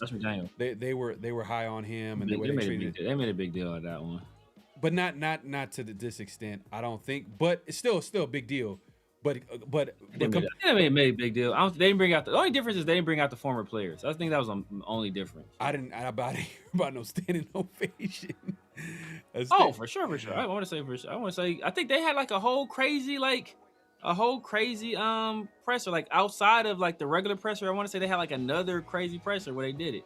Where they had like it was something else where they did, not outside of the normal presser. It was another one where it was like it was a production. So I remember watching it. I was like, damn, they doing a lot. Yeah. The way they treated Antonio Pierce, it was very, vanilla, super vanilla. Super plain and simple. Pete Carroll was running the mill. It's normal. This is a significant step up from the past two. Yeah. Significant. But the reason why it's a step up is because this is how the Raiders organization, this is how they feel about the hire. They feel like they had a number one target. They got the number one target. Last year, we all knew the number one target was who? It was Ben Johnson. They didn't. It turns out he obviously went to the Bears. They had to settle for Pete Carroll. It is what it is. But yeah, I thought it was interesting that he was able to like let us know like that. That's what happened behind the scenes, like a standing ovation. Man, like so they have high expectations for a Clint Kubiak, because who sets up the standing ovation? Mark Davis. You know what I'm saying? Like Mark Davis for sure. Mark Davis for sure is like, yeah, we're gonna be everybody get on their feet and like celebrate this. Oh, for sure. Yeah. Oh yeah, for sure. Like he did with Tom. For sure. Yeah. But like I said, I think they want, right now, like I said, the Raiders are playing the optics game where they're like, you want to project confidence. You want to project, like success, and you want to be in a success mindset, because when you put yourself in that mindset, then success usually follows.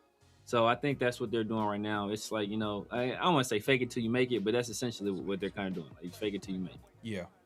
So like Clint Kubiak hasn't done anything to earn a standing ovation as a head coach. I don't think. Like Ben Johnson legit was like, the most sought after guy for two coaching cycles. Like, Kubiak, this was his time. And I think he was the most sought after coach. I would say this cycle, there was going to be a new head coach.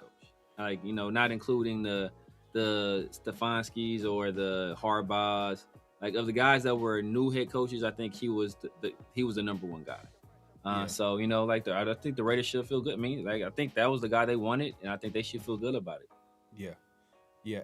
My guy King, 2135 says, "Do you guys see what Tom posted on his story?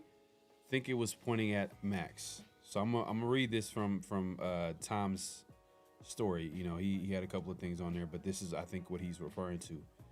He wrote this. He says, "Leadership isn't about being perfect. It's about being accountable. When things go wrong, you don't point fingers. You don't make excuses. You don't blame the team or the timing or the circumstances. You own it. You fix it. You move forward. That's what leaders do. Accountability is what builds trust. When people see you take responsibility, even when it's uncomfortable, they respect you. When they see you deflect blame, they lose faith. It's that simple. You can't demand accountability from your own team if you're not willing to model it yourself. The moment you stop making excuses is the moment you start making progress, because excuses keep you stuck. They protect your ego but cost you everything else. Own your failures, learn from them, and do better next time. That's the standard. It's non-negotiable." I think this is a stretch. Yeah, I wouldn't say it's pointed at Max. I wouldn't say it's pointed at Max, but Because Max I would is a say good that, leader, yeah. bro. I say overall, I think Max is a good leader, bro. I would say Max is I would say he's, for the most part, he's a good leader. Yeah. For the most part. Yeah. For the most part. I think that, like I said, there have been times that I've called Max out for his leadership, for things that he's done. That was like, there's questionable behavior. But overall, I think like more times than not, like 85-15, maybe 90-10, like he's a consummate professional, good leader. But like I said, there's been certain scenarios, certain instances where he fell short of that. Like, perfect example, like where that quote fits perfectly is that Devin White play. Mm-hmm. Like, bro, that was your fault. And instead of taking the blame, like, damn, I thought I had a play, I thought I was gonna make a TFL. You hung Devin White out to dry in front of your teammates, in front of the national TV audience. That's and true. It was a bad look.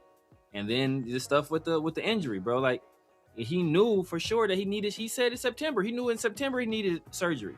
So if you knew back then you needed surgery, bro, why are you storming off and then throwing these subs and like bro, that is unbecoming, not only of a leader, that's unbecoming of a man. Like, that's not man shit. That's like, that's like teenage high school girl stuff where, I'm going to unfollow her.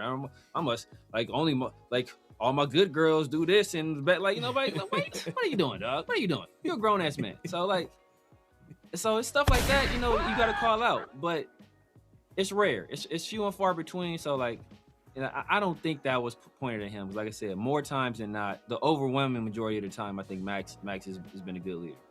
Yeah. No, I don't think that was a huge deal. I think that's just Tom Brady, who goes on his usual rants about leadership and how back in the day the quarterback play is way better than it is now. Like, that's the usual stuff that's coming out of Tom Brady. Like, he'll talk about the quarterback play is way better. Yeah, he'll talk about development in the NFL. QB development is terrible now. Like, he'll regurgitate the same. Yeah. Like, and the reason why I know this is because I've been watching a lot of Tom Brady interviews, just because he's part of the Raiders now. I got to see what his mindset is, and what he thinks, and he constantly brings up that conversation and leadership. Obviously, hey, look, man, he's won 7 Super Bowls. He's gonna be talking about him as a leader, as a player, former player, and his thoughts and things like that. So, I think it's just another day for Tom Brady, to be honest with you. But get off my lawn, Tom. Yeah, get off my lawn, Tom. We're not done yet. We got another notable quotable. What we got today? Yeah, man, notable quotable. This is about the Raiders. Obviously, we talked about extensively about Robbie Leonard. The Raiders also hired Andrew Janocko, who was a quarterbacks coach for Seattle, who's basically been following Clint Kubiak from destination to destination. And one of those destinations was New Orleans. With who? Former Raider quarterback Derek Carr. So he has a little bit of insight into him. And on his podcast, he talked about what, this is before he was hired, but when he was asked about some guys he would want on Clint's staff, this is the guy he brought up, and he has some good things to say about him. All right, here we go. But he's going to bring the staff around him. Speak to them. Who's he going to bring? I hope they bring Coach Benton, the O-line coach. I hope Janocko comes. Yeah. because You talked about him a lot. You liked him. Andrew Janocko, love him. Love that. Love him. I mean, house music playing as soon as you walk in the room. Man, that beat that. Yeah. 6 a.m. He's just playing. Coffee. He's already rode his Peloton. He's already done his thing. His hair looks nice. Good. All right. He's good Catholic man. Good. He is, and He does things the right way. He is. Let me tell you this. You talk about crude jokes. Yeah. Clint even to the point is like, no go. You gotta bro. stop, man. Hey, those Catholics be funny, man. You know what I'm saying? But They just think they can throw a couple Hail Marys up there and it all goes away. You know? Andrew Janocko, bro. He literally texts. They're getting ready for the Super Bowl. This is the type of guy he is. Yeah. They're getting ready for the Super Bowl. And he texts me, Hayner, and Spencer. Yeah. A hilarious picture. And then another funny one of Jake. But that's just him. Like, Yeah. he would be in our room. He's like, oh, Justin. He's like, I was talking to Justin Fields. But it says something when all the quarterbacks you've had continue to love you and Love you. talk to you and want to have a So relationship. you better make sure he's on the list. You know what I'm saying? And he helped me play great football. Yeah. Yeah. Like Great. like amazing. Like Good. taught like the standard, all those things. So he'd be the OC then, probably. I would hope. Yeah. Yeah. I would think. That'd be great. That'd be great, Raiders. I'm looking out for you. I mean, they're like peanut butter and jelly, man. Yeah. You can't separate. Can't separate. Okay. So that's that's Derek Carr, just minus all the other stuff, him just cracking jokes is not funny, but but as far as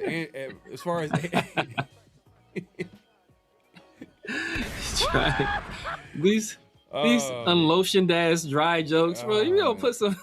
Yeah, but look, I kind of the most important thing that he said in that whole clip was he helped me play great. Yeah, exactly. Like and when he made that comment about, it says a lot that a lot of the quarterbacks that that were in that QB, they all were like, a big fan of him. Like they were like, so it's a good sign that that's gonna be a guy that's gonna help with the development of the quarterback, which is Fernando Mendoza. So I'm glad we got a guy like him. It seems like he's gonna be a good add to the team. Benton was a guy. Hey, that clip started off with Benton, by the way. I know it was mostly talking about Andrew Janocko, but John Benton would be a nice little pickup for the Raiders as an offensive line coach. But right now, we haven't heard anything. We haven't heard any connections with any offensive line coaches, to be honest with you. Nah. And to keep it real, like the way these guys get hired, we're not hearing like, oh, an interview is happening. They just get hired. Like we just right now, Azani. No one's seen like Zach Azani became wide receiver coach. Boom. That's how fast it is. Boom. Yeah. Somebody put in the chat. Yeah, that might be it. I don't know about that hire, bro. I don't know about that. I don't know about that one, Clint. Man, I don't know about that one. Coach, but, man. Hey. I guess that's your sense of humor, man. It's all good, man.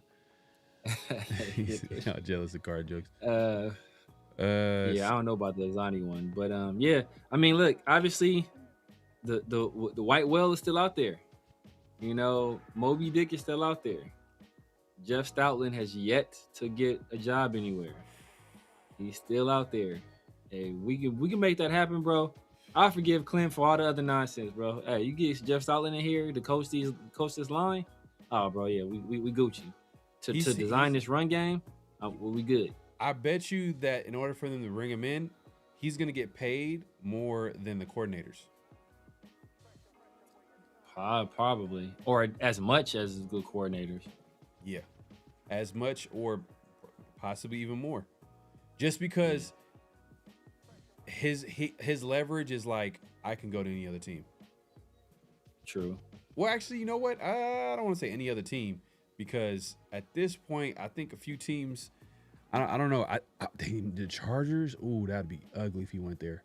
Oh, that would be disgusting. I think the Chargers are looking for an offensive line coach. Let me see, Chargers offensive line coach. That would be disgusting. Oh, that would be disgusting. Oh my goodness. Oh my goodness. I'm not trying to put that in the universe, but offensive line. But see, Mike McDaniel was a run game coordinator before, though, so Mike McDaniel might want a little bit more say over the run game. And Miami's run game was clean. Okay. Especially when H&A was healthy. Nah, they hired Butch Berry as their new offensive line coach in 2026. Okay. Yep. All right. So they already hired that. Let's see. Hey, you know what? Raiders might have a chance. Just because there's not a lot of options for Stalin unless he sits out the year. He may just sit out because he's an older guy. He may just be like, I know I've been coaching for a long time straight. Let me see. Cardinals offensive line coach. I mean, why would he go to Cardinals? But this is just like how they already hired offensive line coach. They're retaining the same one from 2026. Okay.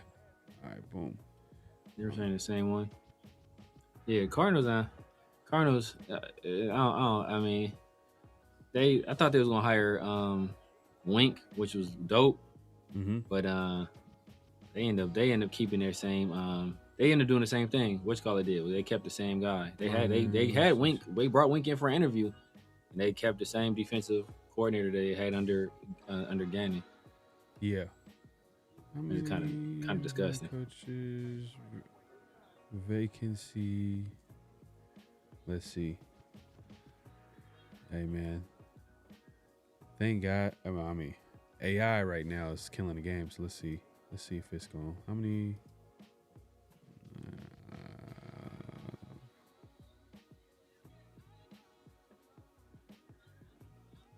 Does Cleveland? I mean, what? Buffalo? Does Buffalo have an offensive line coach? Yeah, they probably do. Oh, Because Brady just got elevated, so they'll probably keep the same. It's kind of same guy. Okay. Pittsburgh. Let me see.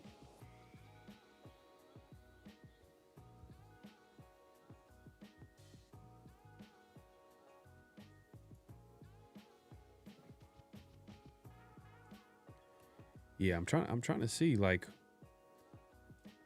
let me see. Pittsburgh offensive line coach.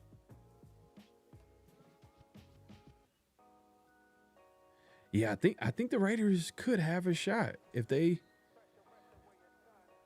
threw an offer that no one, like, he can't refuse. I don't know how true this is. I'm looking it up right now, so I'm trying to see if any news about him taking a job somewhere else. And they were saying that he could return in a reduced role to the Eagles. Oh, Stalin? This Jeff Stalin, yeah. Let me see. So I don't know what's going on with that, but he's saying he could return in a reduced role.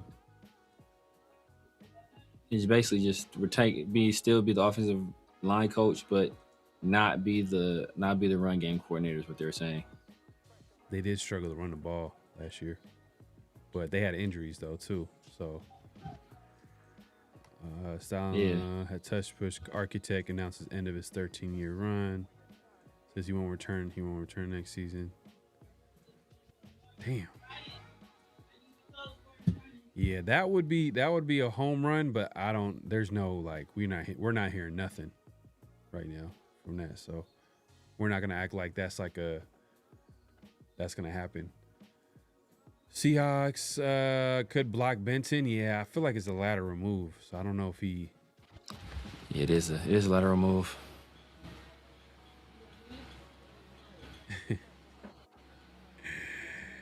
Hey man, hey, don't be mad at me because you like corny jokes, man. It's all good, man. To each his own. He said, "Don't make me mention Mike Woodell. Get you crying up in here." Coach is funny. You funny. Man. All we gotta do is bring on an interview for Coach, and Coach will dip out. We about to interview this play. Oh, Coach, all right, y'all, I'm gone. We're about to interview the Seahawks. Yeah, exactly. Seahawks beat writer to let us know about Clint Kubiak. All right, I'm out, man. For sure. Coach will dip quickly. What up, fellas? How do you like our coach acquisition? Assistant coaches or head coach? Assistant coaches, Yeah, I think he's talking assistants. Kind of indifferent. Like, it's a lot of guys where, it's kind of wait and see to see what they do with but it's not anything bad. I mean, I don't think there's anybody on staff where I'm like, oh, that was a bad. To me right now, I'm really kind of locked in on that offensive line coach. To me, Yeah, that's make or break, bro. That's make or break. Right now, like, because Rob Leonard, I was like at DC, I'm like, you know what? Our either way, I think our defense is gonna be trash. Be honest. That's either way. Like either way, our defense is gonna be just because like the talent is just it's gonna be hard to upgrade. The Raiders have so many like defensive free agents, so much holes on the defense. I mean, the team overall, like they're not gonna be able to address every position. So if it could be okay, if we can have an okay defense, that's a win for the Raiders to me. And they just continue to build on the young talent. And in the next couple of seasons, then we're going to have higher expectations. But right now, my expectation for the defense is not going to be pretty high. So like them hiring a Rob Leonard, I'm like, okay, whatever. You know what I mean? I know like, we have an offensive coach. The most important hire is a DC. Typically that's what. But right now, nah. The most important hire after head coach right now is offensive line coach. And that's the one that's scaring me because we have a young quarterback coming in. We can't get him killed. You drafted a running back number 6. We gotta take advantage of maximize that as possible. And then if we don't do that, then it'll just make that pick even worse than whatever you felt about it. So, I'm not gonna let I know you want to chime in on that, but it is what it is. The assistants, like I said, I'm kind of indifferent, man. I'm for me, offensive line coach right now is like the biggest thing. Yeah, I'm the same way. Like I don't hate the hire of Robbie Leonard. I would, just him having the amount of authority he's gonna have without much oversight from the head coach. I don't know how much I like that, but I don't hate the hire per se. It's like once it's like, what has he really done to earn the job?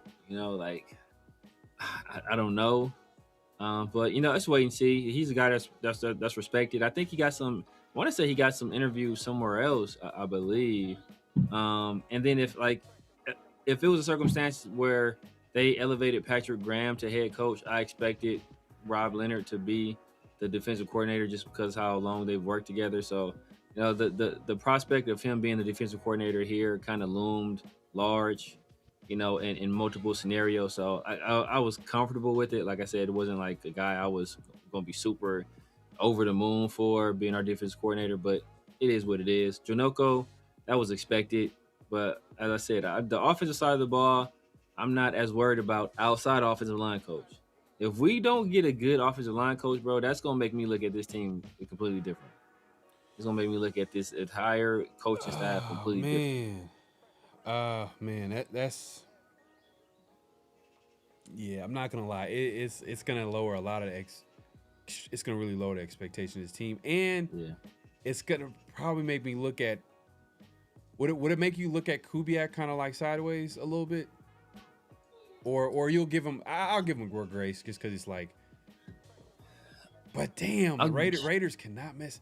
Damn, I can't talk about this before until they make the move. They gotta make a move before I can even say anything. But if we don't get any like a solid offensive line coach, oh man, the thing about it is that like I'm trying to think when I was looking at Kubiak, because I think his pedigree has always been in terms of passing the ball. So like I don't think so because like let's say if it's a guy like Mike McDaniel, who's a former run game coordinator, if I have questions about his offensive line coach, okay, I can kind of get over it because I know he's a run game coordinator. That's what his history was in the run game. I know he's going to do a good job with the run game. With Clint Kubiak, I think he's been like for the most part quarterbacks coach, passing game coordinator. So I don't know. Obviously Gary was legit in terms of the run game stuff. So maybe some of that rubbed off on him through osmosis, through genetics, whatever. But for the most part in the league, that hasn't been his wheelhouse. Like he's been the guy for passing the ball. So like run game, I think he needs a guy that's good. Yeah. He needs a guy that's good. And we need a guy that's good because we got to get the most out of the investments we're going to be making in our quarterback because Mendoza likes to run an RPO. You got to have the threat of the run to be able to run it effectively. If you want to run 12 personnel, you got to be able to run the ball effectively to keep teams honest there. And obviously we drafted Genty 6 overall. We have to get the most out of him that we can while we can because You know, his contract, you look at his contract, he's already has the second most guaranteed money in the league at running back. Like, bro, it's only gonna go up from there if we end up wanting to retain him, unless he plays poorly. So it's like we kind of in a catch-22 situation right there. So we got to get this offensive line coach. It could be a make or break for our offense this year. And I'm like, you guys already know, I wasn't like super high on Kubiak, so I'm not gonna look at him sideways, him personally, but I am gonna look at this coaching staff sideways. Yeah. We'll see. Hopefully, we'll hear some new news on it by this Thursday, which will be when Around the Shield will be live and direct. So definitely check that out later this week. So hopefully the Raiders will hire a offensive line coach soon. Now, I know people are like Devin White, Jamal Adams probably going to be back. Yeah. I don't know. I mean, Jamal Adams is kind of like a Pete Carroll guy, so it's a completely different coaching staff. But maybe he's developed a relationship with Rob Leonard. You know, Devin White. Maybe he brings it back. White before Jamal Adams. Okay, we'll see. I mean, be honest with you, anything could happen because they really have like their entire defense is like literally not coming back. It feels like, or at least free agents or free agents. Linebacker, that entire linebacking core. Because all of them were free agents on 1-year deals, if I recall correctly. Only person we signed to a multi-year deal was we don't have pull them out, right? And Chin. We don't have a starting free safety. So we don't have a starting free safety. Like the Polamalu experiment. I like him, but I like him more closer to the line of scrimmage. Yeah. So I feel like that's his role moving forward. I think if they do keep him on the team, or obviously I think he's under contract, so he'll be with the team. But I just hope that like he's just closer to the line of scrimmage. We need a starting free safety. Oh, we might bring back the corner that had a solid year this year. Stokes. We might bring him back possibly. I wouldn't be mad at that. And it's going to be interesting to see what Rob Leonard runs on defense. What type of defense does he run? Yeah. So we'll see. It's a lot to talk about. Coach says if they focus on D-line, then that's their best chance to have an okay defense. But who are they going to bring back? Okay, all right, let's say Max stays, right? Max stays. You got to give me at least 2 to 3 threats on that defensive line outside of Max, where I can feel like, the Raiders might have like at least like maybe an opportunistic defense with a really good really good defensive line. Yeah.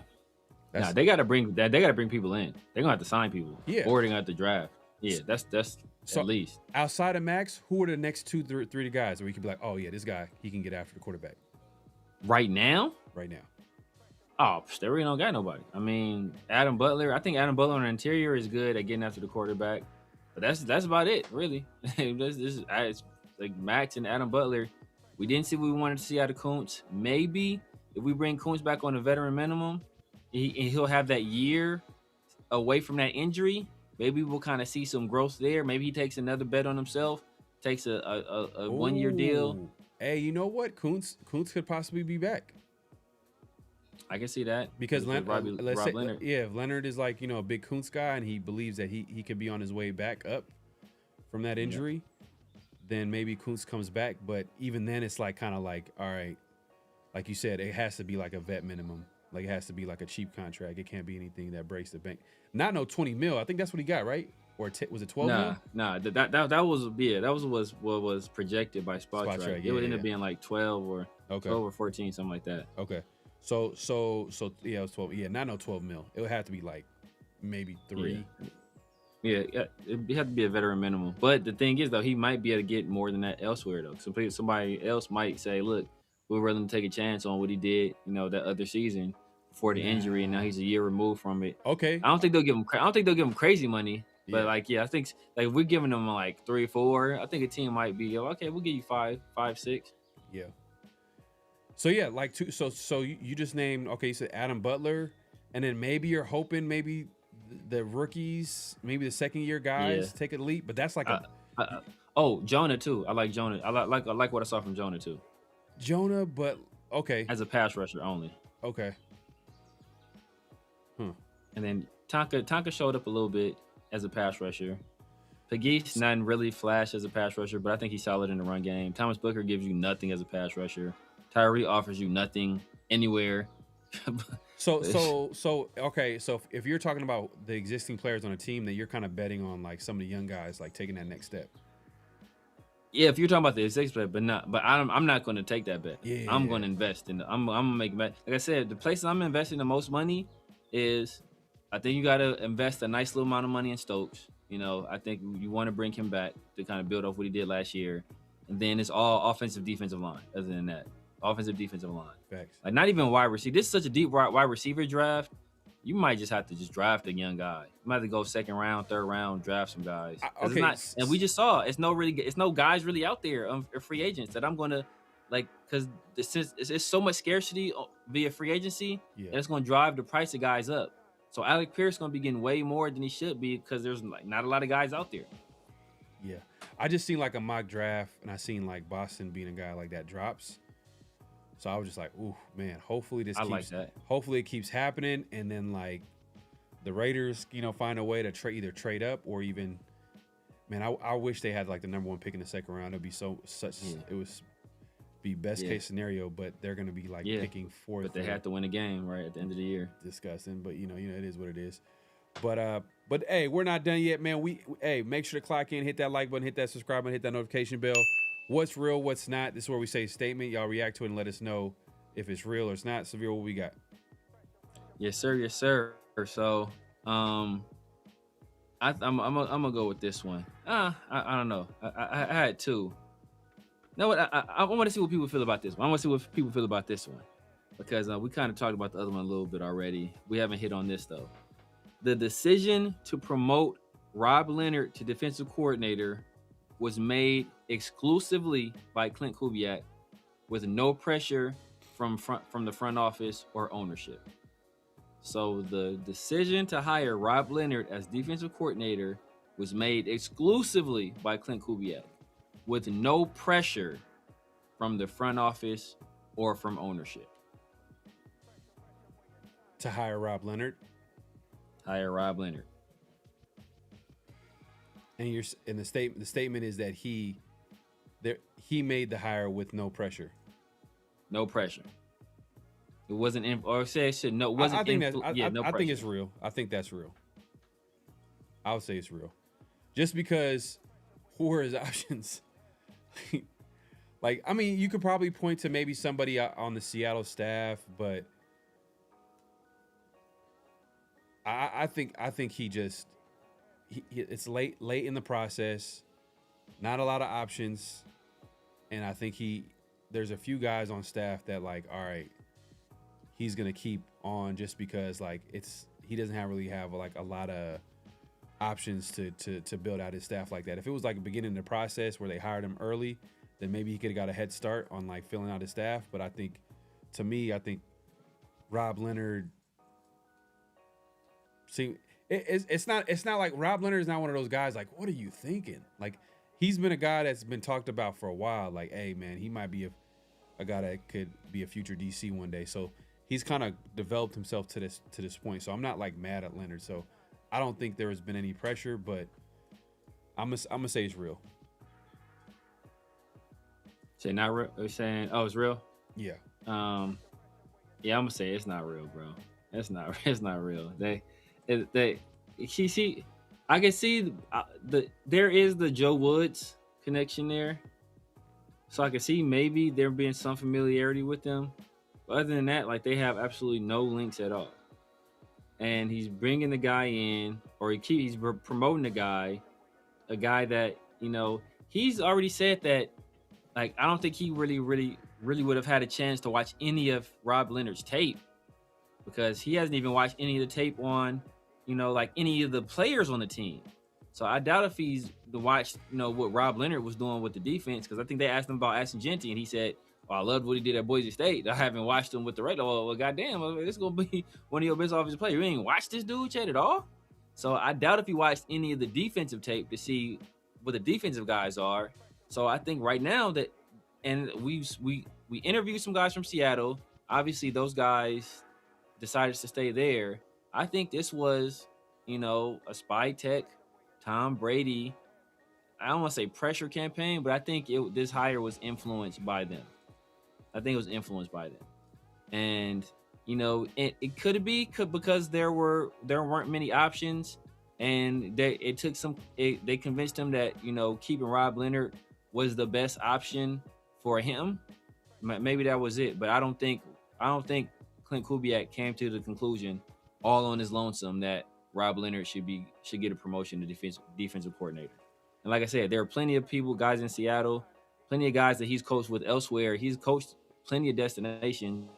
His dad has plenty of connections around the league. There are plenty of people around the NFL that he could have tabbed as a defensive coordinator that we may not know about, but he has some familiarity with. And he elected not to do so and to promote a guy who he has essentially no connections with. So I don't think he did that all by himself. Okay, well, let me ask you this. Is that how you feel about every coach that was from the previous regime that's still on staff? Every coach still on staff? I think it depends, because I think that once he tabs people in the top job, like let's say once he tabs his offensive coordinator, then I think at that point they make a decision about the people on staff.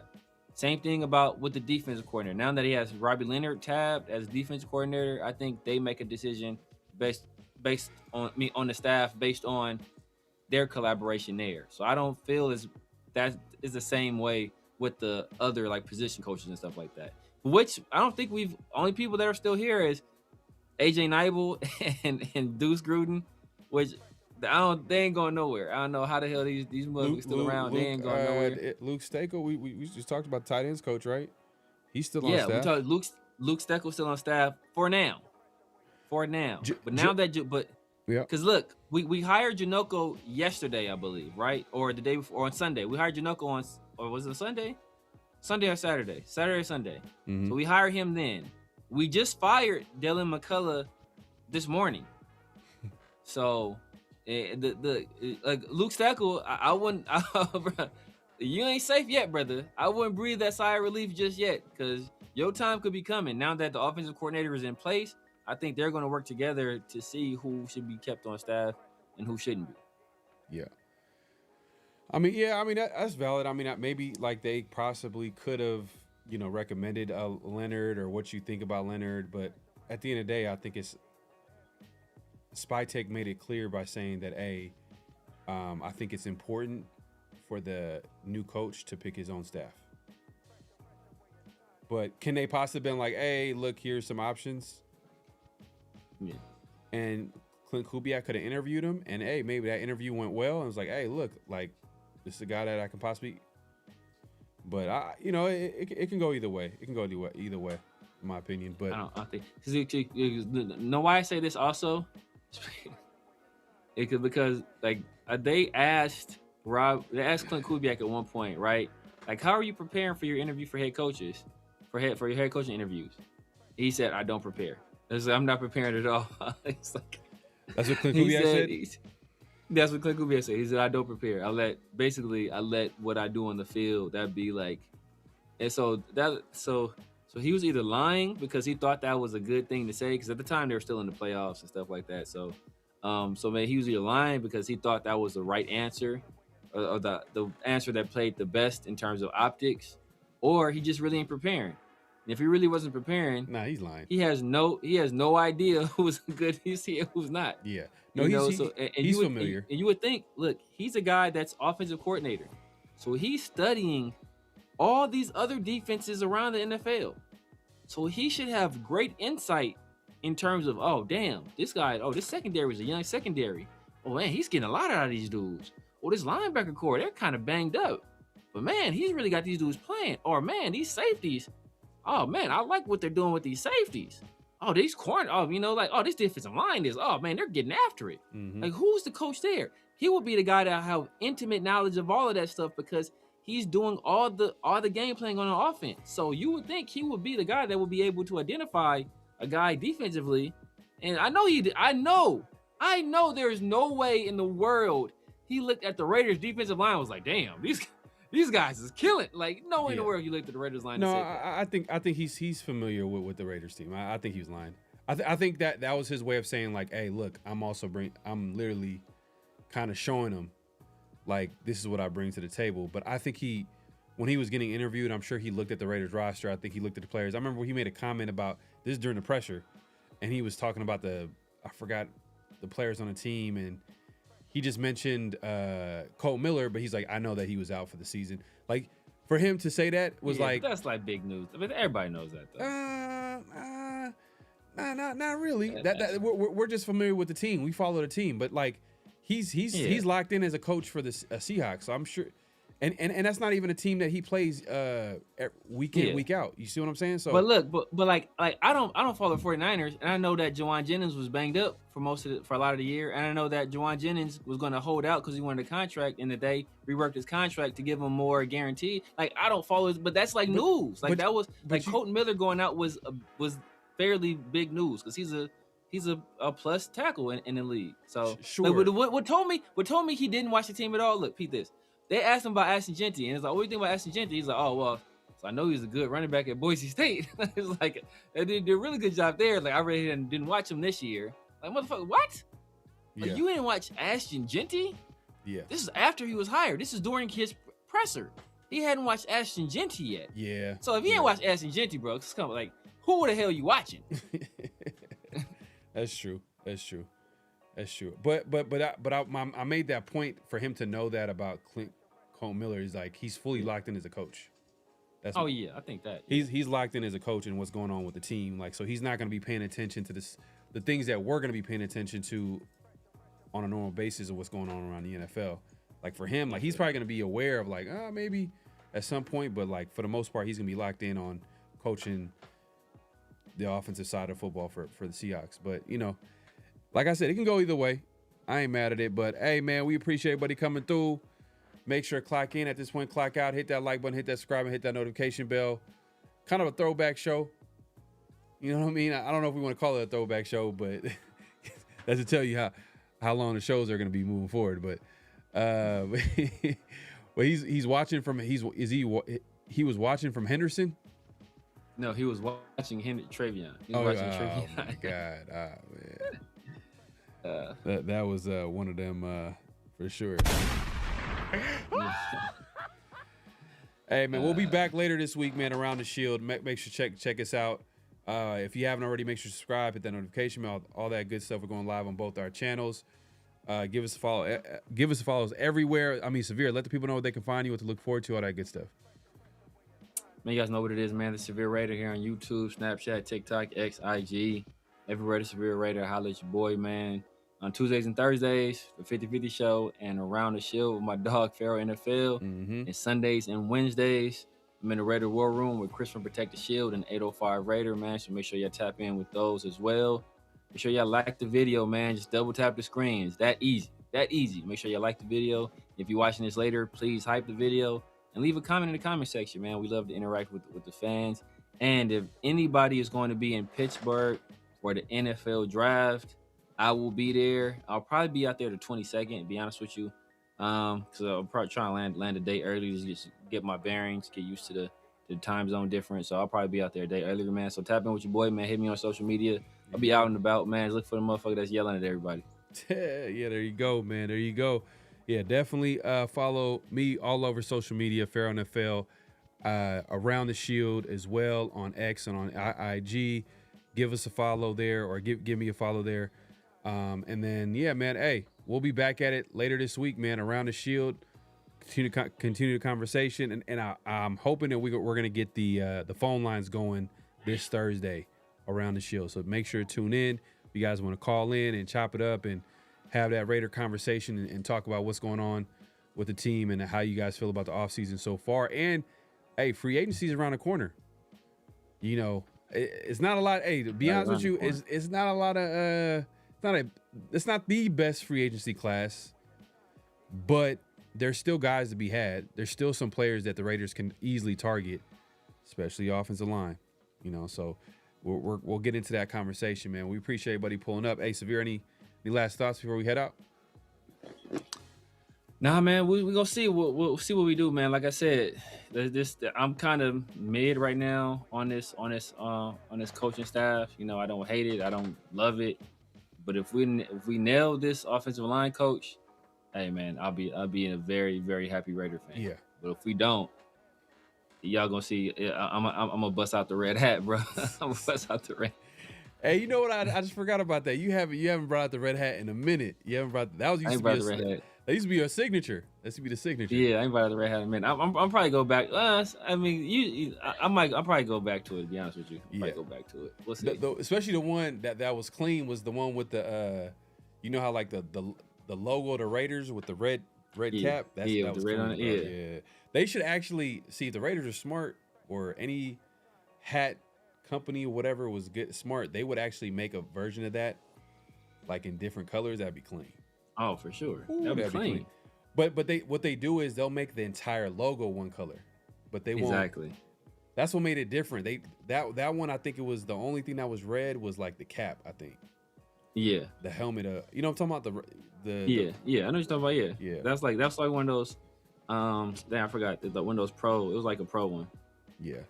Hey man. Hey, look. Hey, we'll be back at this Thursday, man. We appreciate everybody coming through, man. We'll see y'all soon, man. Peace.